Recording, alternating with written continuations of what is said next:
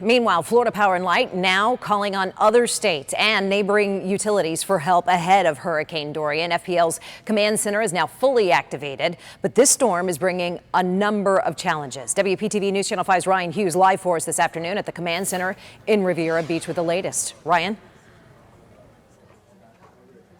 And Shannon, FPL is now telling its customers to prepare your home for the storm and then be ready for power outages for an extended period of time after Dorian. Right now we are inside the command center. You can see it's a hub of activity. All eyes are on that storm. Thousands of workers and thousands of pieces of equipment are ready to be deployed, and more could be on the way.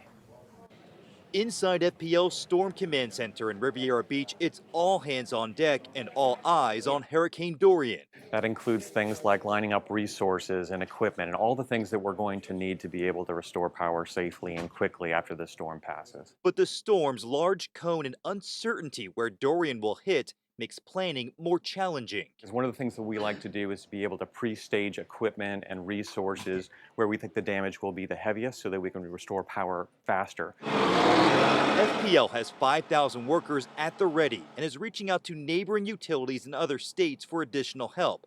This facility stocked with transformers and more than 75,000 miles of wire to repair down lines. We have about 15,000 transformers within our system, 4,000 here on this property. We have about 27,000 poles across our system.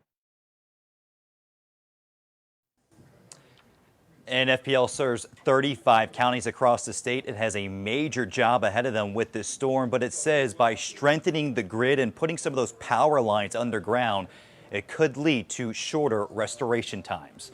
We're live this afternoon in Riviera Beach. Ryan Hughes, WPTV News Channel 5.